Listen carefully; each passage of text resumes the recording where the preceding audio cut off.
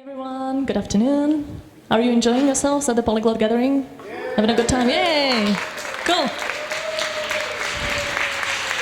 Glad to hear that. I bet that many of you probably had this type of reaction from other people when you told them that you're going to the Polyglot Gathering, or they learn about you that you speak a few languages and you like to learn others. They always go like, you're so lucky. You know, I've been learning English, German, French, whatever language you want for so many years and it just doesn't work for me, right? You hear it from people often. Yeah. Well, this is actually the topic I'm going to talk about today. My favorite topic is, how is this possible? How is it possible that for so many people out there, it seems utterly impossible to learn languages and to learn them fast and effectively? It seems that there just is a certain problem, and I've been dealing with this topic for so many years, and I think I have a few answers, so I'm going to present that to you today. Now, many of you know me as a conference interpreter, or maybe the organizer of the Polyglot Gathering, but maybe you don't know that I also spent 10 years of my life teaching English. And I started very early, when I was just 15, and I taught students at a school, so just people who were a few years younger than me, and I helped them with their homework and stuff like that, the usual tutoring. And then I continued in company courses and in language schools, and I helped as an assistant teacher in basic schools and in language schools, university, whatsoever. And I was always really frustrated. These were 10 years of my life where I was seriously frustrated, because I just felt I cannot help these people. I cannot teach them. I'm not happy with the results I have with them.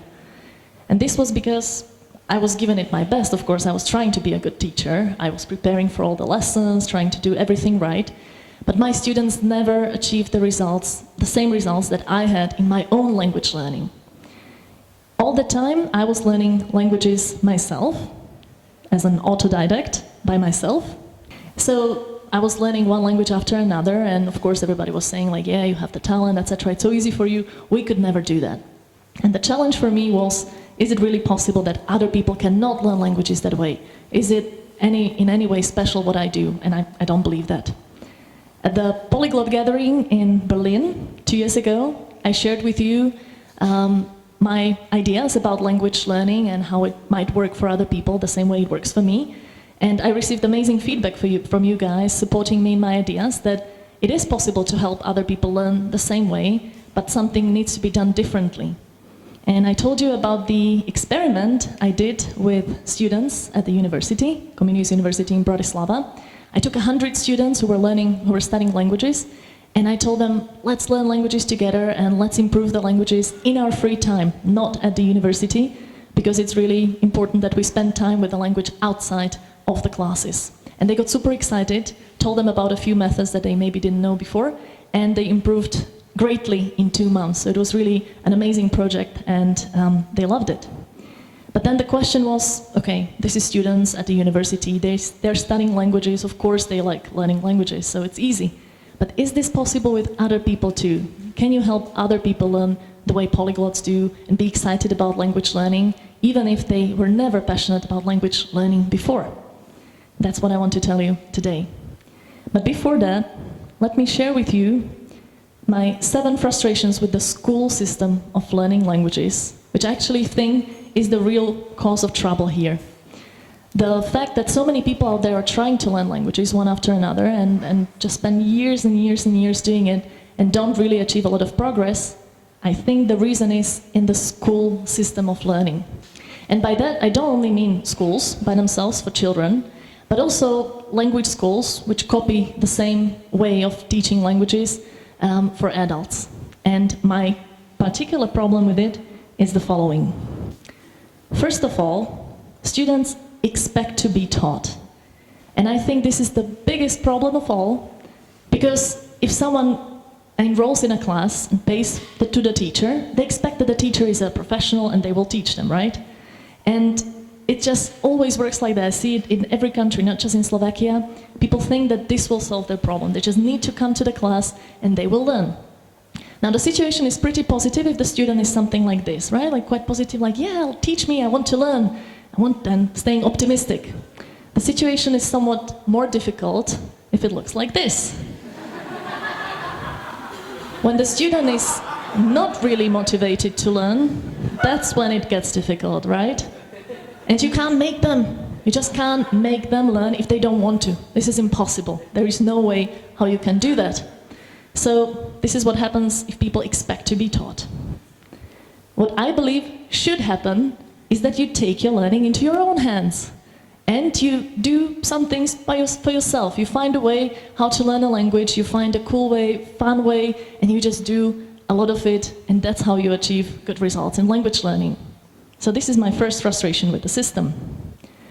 The second one is that students are exposed to the language just in the lessons. Whenever people enroll in a course, in a language school or even at school, they think that this is where the language learning will happen, and when they read something, it's the textbook. When they listen to something, it's the recordings in the listening comprehension practice. If they speak to someone, it's the speaking exercise with the classmates, right? Well, it will never be enough to learn any language, and we all know that the way we learn languages is actually finding interesting way to be exposed to the language outside of the lessons. I think this is pretty obvious, but still many people don't realize that. Now you might think, okay, there's actually quite an easy way out of this. If you want to make people or make students learn more outside of the lessons, what do you give them? Homework, right? But the problem is that I think homework is considered as something evil. I think this word is somehow cursed for so many people, because it seems like this is where we do the learning, in the lessons, and homework is just, yeah, something extra we do, maybe 10 minutes before the next lesson, or we do it to make the teacher happy, we do it because we don't want to be punished by the teacher, etc. But people don't take it as the main thing to do with the language. It's still something extra, something on top of the classes with the teacher who is there to teach us. A different approach, which I think is much more important, is when language is perceived not as homework at home, but when you actually just spend time with the language, and it's not seen as something extra, it's seen as the most important thing in the language learning, which in addition may have some classes with the teacher. I believe that this change in the attitude is ever so important. My fourth frustration is one of the most important ones. When you go to a class, someone else decides what you're going to learn and when. This basically means that someone picked a textbook for you, and this textbook has certain texts which were written by someone who of course wanted to make it interesting to as many people as possible, but this is impossible. Because I may just not be that interested in the history of Thanksgiving, and yet we spend 2 hours or 3 hours reading the text and working with the vocabulary with the teacher, etc., etc. But I want to read something completely different. Maybe I want to read Stieg Larsson's Millennium, you know, in the target language. But this doesn't happen to be in the textbook. And someone else might want to read something completely different. I talked to Vlad Škultety about 2 months ago, and he was learning Latin using Caesar's scripts about the Gallic Wars. And this is what he's interested in, and he wants to learn from that. So I believe the problem with the group classes is that you never get material which is truly interesting for you and you only. And the solution to this problem is that you read what you're interested in. You pick the topic and you decide what you want to spend time with, and it can be very individual. And it's just never possible to have this with a whole group of students, because not all the students are interested in the same thing. As for the when, I think this is just as important. What happens in the usual class is that the teacher comes and writes down on the board, we're going to learn the present perfect continuous today.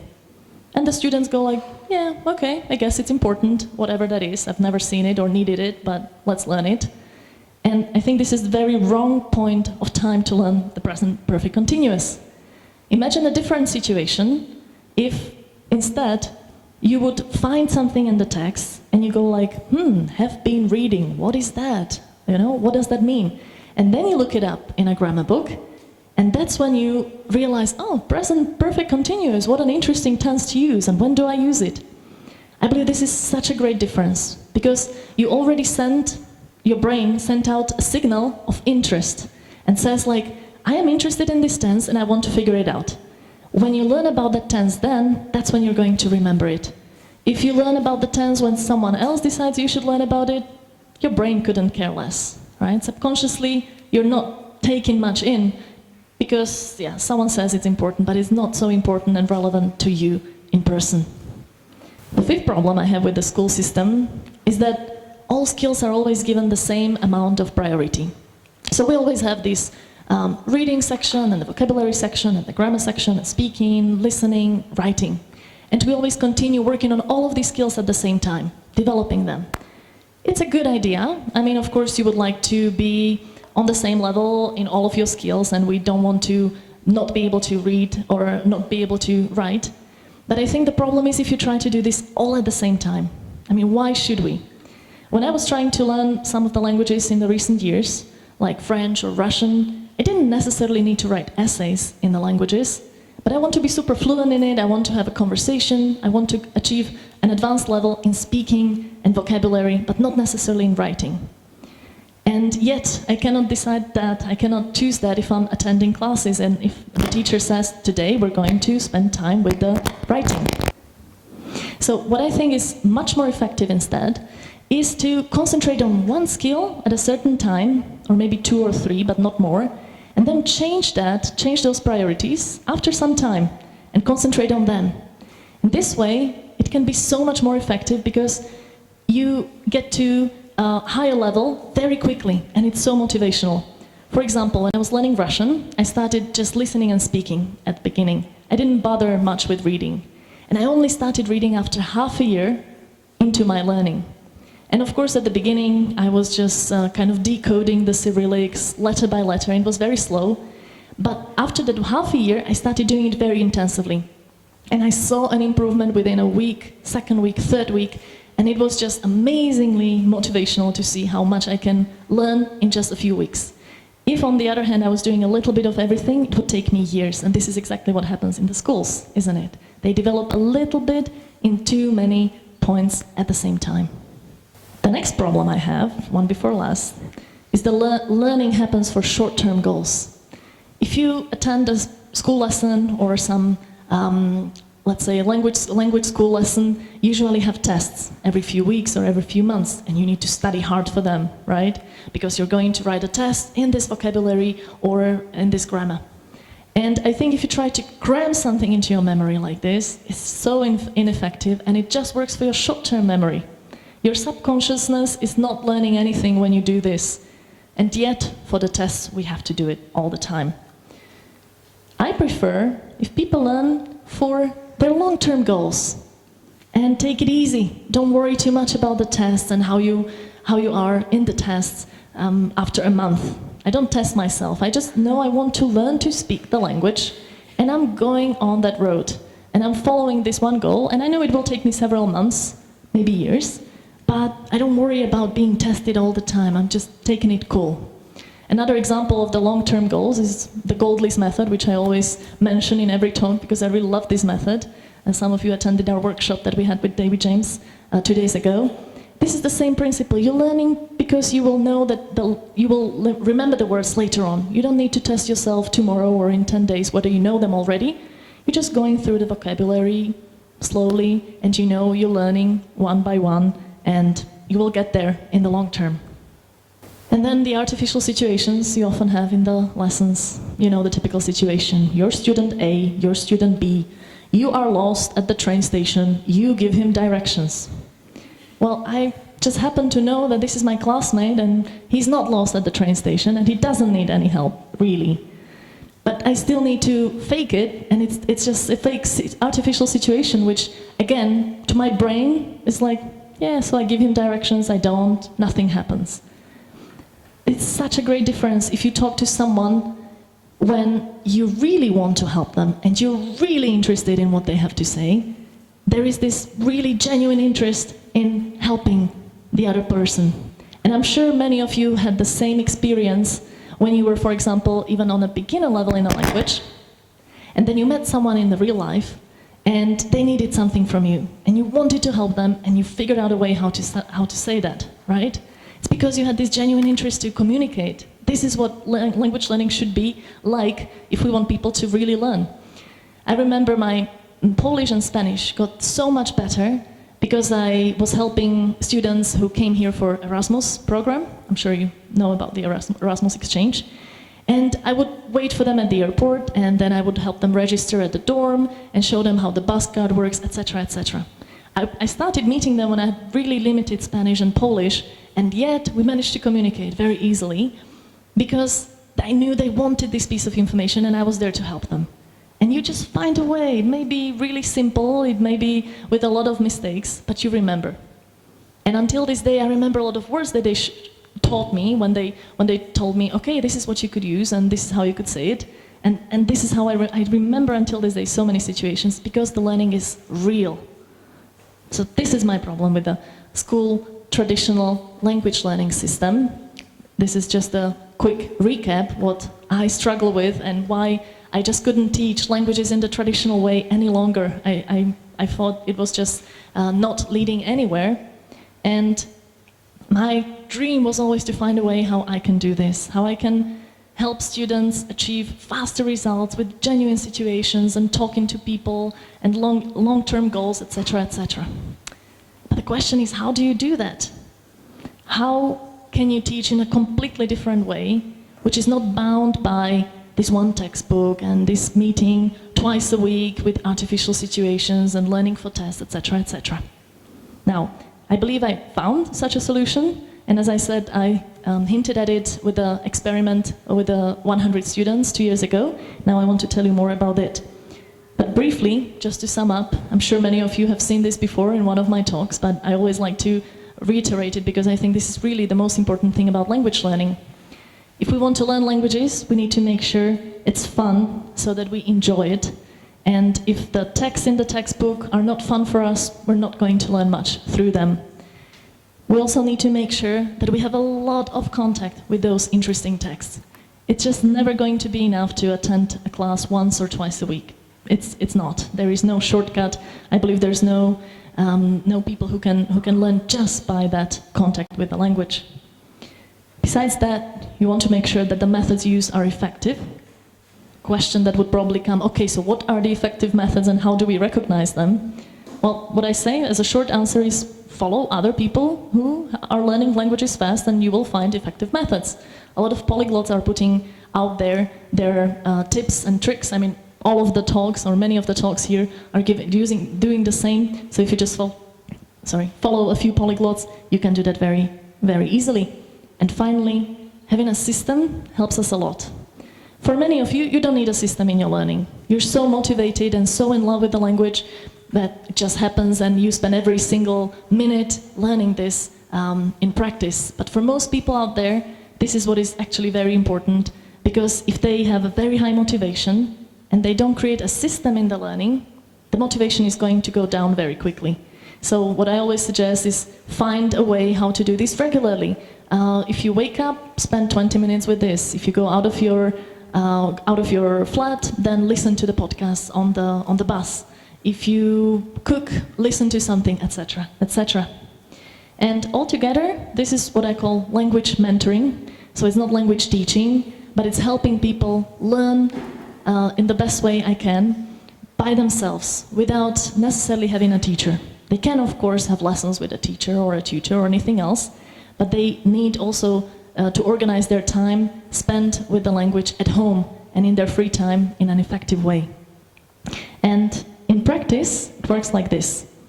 I gather 50 people who are willing to learn by themselves, and they understand that no one will teach them. They will have to learn by themselves, actively take it into their own hands and learn the language in some way. And we form a community, because you all know that it's quite difficult to learn a language by yourself. It's quite lonely sometimes, and the discipline is pretty difficult, right? But if you have a community that helps you, so much better. Many of you have attended challenges, such as the Goldley's Method Challenge or the Ed1 Challenge or any other challenge. Well, this is so useful because you know there's other people out there who are learning just like you, and if you don't stick to your plan, there's other people who hold you accountable for that. So we, in our language mentoring groups, form a community of 50 people, and we all learn together. Now, how do we do it? We pick 3 priorities each based on 7 possible areas that there are in language learning. And we decided we want to work on 3 particular things. For example, most people choose speaking, vocabulary, and listening comprehension. Or of course you can choose grammar, you can choose writing, whatever you like. And this is your priorities for the next 2 months. This doesn't mean that you will not learn other languages or other priorities later on. This just means that for the next 2 months you're going to concentrate just on these 3 things, nothing else. I don't want them to do a little bit of everything. Instead, I want them to concentrate really on these 3 things. And as such, they choose the methods to use with these 3 priorities. I give them a long list of possible methods that they can use, and they pick what they want to do. For example, for listening, you can choose whether you want to work with podcasts or TED Talks, or you want to watch series, or just, listen whatever else you like. Pick the resources and then work with it in a systematic way. And that's all it takes. And you just do it for 2 months in a very automatic way. When you create the habits and the system, it's not so difficult to keep it because you already know that, when this happens, I learn this way. And this is all it takes. This is actually pretty simple and I think doable for anyone out there. And now I would like to share a few numbers with you because, as I said 2 years ago, it was just an idea and I only ever worked with students. But now I've worked with a few more people and they're not students, they are not crazy about languages, and yet the results are quite interesting. So first of all, we've had altogether 9 programs so far, besides the project with the students. And in these nine programs, we've had 435 students altogether. They are seriously from all walks of life. They're men and women, although mostly women. They're younger, older, they are experienced in language learning or learning their first language, etc. Very varied. And together they've been learning 20 foreign languages. So it's really very, very complex. Many of the languages are those that I don't speak at all, because in the language mentoring idea it's not important because I don't teach them anything. We don't need teachers for this. And this is the most interesting number, actually, because many people told me at the beginning, this is never going to work for working people or people who have families because they are just not going to spend much time learning and listening and speaking and writing, etc. But the average number is 8.8 hours a week on average per person. That means that for 8 weeks, they can spend almost 9 hours with the language in their free time, while working, while having families, while doing many other things, having many hobbies. And I'm personally very proud of this number, because imagine if you spend 1 hour every day with the language for 2 months, how much you could improve in that language. I mean, it must necessarily happen. There is almost no way around it if you do it in an effective way, in a way which is fun for you, which is exactly what we do. And you may be also interested in the dropout rate, which means how many people do not finish the course or how many people are not able to learn according to this plan. And it's also a very nice number. It is just 9.8, which means that out of these 430 people, only almost 10% are not able to do it. Many of them write to us later on and tell us that, I had to move house, I had to change work, or just had someone to take care of, etc. So I couldn't really do it, but I want to continue later on. And I think this dropout rate is actually very nice because it proves, in my view, that it does work for almost anyone, and it doesn't need to be specifically talented people or people who have experienced learning languages before.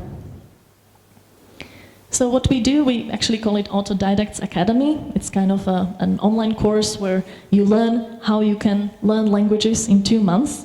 And we work online, so you don't need to be present anywhere. People are all over Slovakia and the Czech Republic. And this group of 50 people, we have webinars where I explain many things to them and they can share their experience in language learning, and we motivate each other very much. And we also meet live many times. I mean, at least once per program we try to meet here in... Which city is this? Anybody knows? Maybe you don't see it very clearly. Yeah, Bratislava, of course, because of the guy at work. So we also try to keep the community alive a little bit. And we're trying to keep the motivation high. So if they meet the requirements of the course, they get a certificate. Only a few of them get the certificate, and then also get a book if they are really active and among the 5 or 10 best ones in the course. And what motivates them also as well is the numbers and statistics. So we keep a special chart where everybody writes what they have been doing. So every day you know exactly that, for example, this student spent 20 minutes reading that and 2 minutes listening to that, etc., etc. And then we count it all and we see what their plan was and how well they did according to the plan. So as you can see in the chart, I hope you can see it at least a bit. So the first part is the plan and individual activities they were planning. And what follows is the individual weeks. So for example, this student in the 2nd week, or it's actually the 5th week, was very active and did twice as much. And imagine if you see that in the chart, it's super motivational because you see how much time you put into it and you know how much you've improved. And we also have a lot of fun in the community. We like to share pictures of how our pets are studying with us, or how we prepare our flashcards, or how we are highlighting words which are interesting to us, etc., etc., always in a nice and relaxed way, because language learning must be fun. And many of our students make really an amazing progress, and many of them say it's life-changing in many ways, because, for example, Irina from the Czech Republic at the bottom has been attending classes for 14 years, once a week. I mean, imagine 14 years learning a language. It's just so much time. Seems incredible, right? And she was just always at the same level, never making any real progress, never getting any further. And now she discovered a few ways how she can learn by herself, and she loves it. She fell in love with it. She spent 3 hours with the language every day, and she said that in 2 months she improved 70% in comparison to her previous results. Or Zuzka, for example, in the middle, was always hesitant to talk to people when she was abroad. And she said that after she started listening massively to podcasts or anything else, she worked with TED Talks as well, or TV series, she can now, her husband doesn't recognize her anymore, because when they go on holiday, she's the first one to always go and, let me deal with this, let me deal with the hotel booking, or order food for us, or anything else, because she's so eager to speak the language. She was also at the conference in Brno 2 months ago, where Luca Lampariello and I had a talk, and she listened to Luca's talk, and she came to me afterwards and said, I finally understand something, complete thing in English. It was so amazing. Luca's English is so beautiful, and I understood it totally. It would never happen before. She was so happy about it. And Emma is actually a very nice example too, because she was always one of the worst students in class. I have it confirmed by her teacher, who contacted me, because when Emma started to learn English very intensively, it changed dramatically. She fell in love with English, and she started working on it really, really intensively, we're speaking 4 to 5 hours a day during her holidays. And then she became one of the best students in class, naturally. I mean, if you spend 4 or 5 hours with a language a day, that's what happens, right? But it can only happen if you discover a few methods which are fun for you, of course. And afterwards, she decided to learn Russian as a new language. And I swear she learned the language in 3 months, which is always the big question, can you learn the language in 3 months, right, in the community? Well, she did, but then we counted it, how much time she spent, and it was 20 hours per week. So again, using effective methods and fun methods, still need to put in the time, naturally. But as we see, it is possible when people find their own method to learn a language, and I think these case studies are also a good example for anyone out there who wants to learn a language, doesn't know how to do it. Just try to find 1 or 2 fun methods for you, and it will work if you put in the time into it. So, that's basically all I wanted to share with you about these ideas of language learning, and I will really, really welcome your feedback on it. We still have time for some questions, so I'll check them on Slido. Or of course you can come to me afterwards, and I'll be really happy to hear what you think about this and how you think it could work later on, because I still want to develop this. It's really my mission to help people learn languages really effectively by themselves without waiting to be taught, and I'm just so glad that it works so far very fine, so I'm going to keep working on that. Thank you for listening. I'm going to check the questions.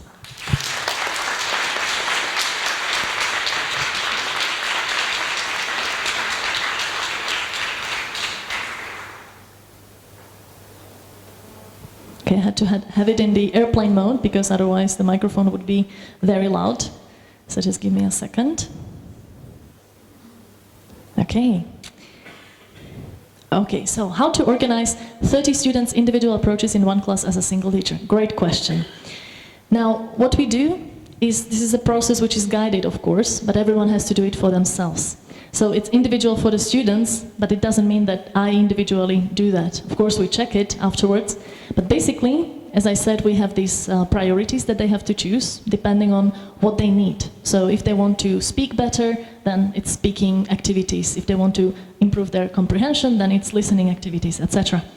And they choose these methods by themselves based on what they like. The way I do it is I show them these methods, tell them about it, and I just tell them, try it out, see if it works. If it doesn't work, you'll change it to something else. So many people, for example, get super excited about Anki, right, when they hear first about it. And then they try it out, and after a few days say like, nah, you know what, I don't really want to look at a phone and at a screen all the time, so instead I would like to write something by hand. And then I tell them about the Goldlist method, etc., etc.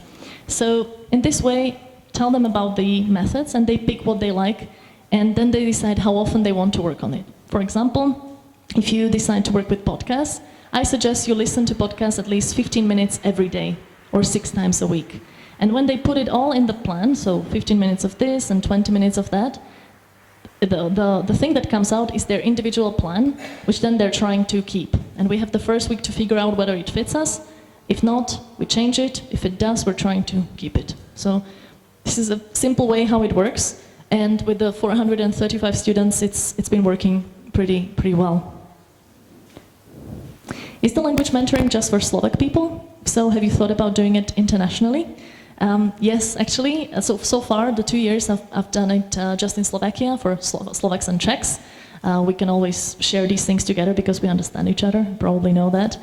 And I'm actually starting my English course, preparing my English course right now, and in about 2-3 weeks' time it should be ready. So yes, I'm going to do it internationally as well, which might be even more interesting because we also share conversations in the class. So right now it's Slovaks talking to Slovaks in a foreign language, but in this international class it could be much more interesting because people can exchange their languages and have a language tandem.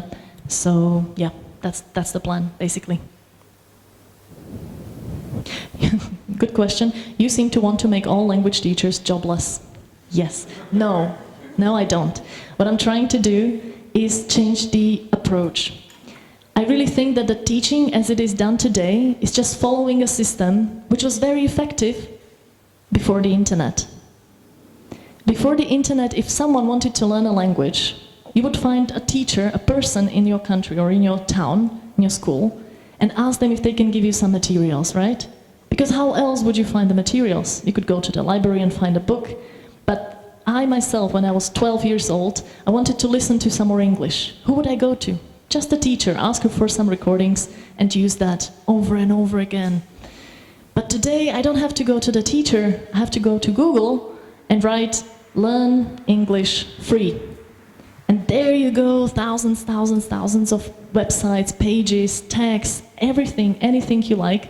And what you need to do is just know how to use them effectively, how to create a system, how to use this really effectively. That's all it takes, basically. So what I'm trying to do is spread this mission, that the message that languages should be learned differently because of the internet. And I think the traditional system doesn't reflect that.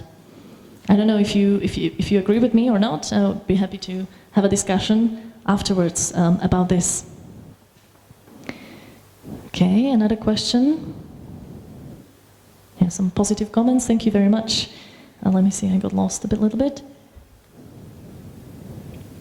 How many of your students are learning English versus other languages? In Slovakia, English is like the #1 demanded language, of course. So about 70%, 65 to 75% of our students are learning English. And then we have a lot of German. German is always a bigger group. And then Spanish, Russian, French. But it's never as much as English, of course. So attending a language course alone seems to be a waste of time and money. Yes, I would say if you don't do anything on top of that, I would say it's a waste of time and money. If you only spend your time once or twice a week learning that language only in the class, only with the group, then I don't believe that will work. If you have individual lessons with a tutor or with a teacher who is really dedicated, that may be different. But if it is once or twice a week, I really don't believe in that type of learning any language at all. Any self-discipline tips to apply these methods to yourself? I'm not sure I understand if that means me in person or like to anyone out there. Anybody ask that question? It's anonymous on Slido, right? So no one wants to raise the hand, okay. So self-discipline tips. Oh, you mean if you're not learning with a group of people? Okay, so what we normally do in group or by yourself, I did it by myself when I was learning without a group of people, is I always kept track of my learning. This was incredibly motivating because, for example, when I was learning German, I decided to watch TV, German TV, half an hour every day, and I would put it next to my bed, a little simple chart that I just put on a paper, and I would put a tick every day if I managed to spend 30 times watching TV. And if I didn't, then there would be no tick, and I would see that one day is missing, and that was the motivating thing for me. I mean, this is what works for such apps as Duolingo, for example. You know, when you have the strike and you don't want to lose it, and you just kept learning 5 minutes every day. So I think this is a very motivating way. Or in general, just setting up this system or plan. When you say, I want to do something 20 minutes a day. I suggest people start with just a few minutes a day, not with an hour, and try to just make it regular and as regular as possible. For example, if it always happens after breakfast or if it happens when you come home from school, etc. Okay, maybe one or two more questions. As you talk about school system, what's your answer to assess the student as to compare which one is best and should become the chef later? Okay, I'm not quite sure whether I understand this question. About assessment of students, how do you compare which one is best? I don't think that's necessary or desirable in general. I think comparison should be with ourselves, whether we are better than we were in the language learning before, and not whether we are better than other students. I think this can lead to a lot of frustration in class. So I think that this is really not as necessary. Okay. Anyway, thank you very much for listening and for the discussion. Again, I'll be very happy to discuss this afterwards with you individually. Thank you.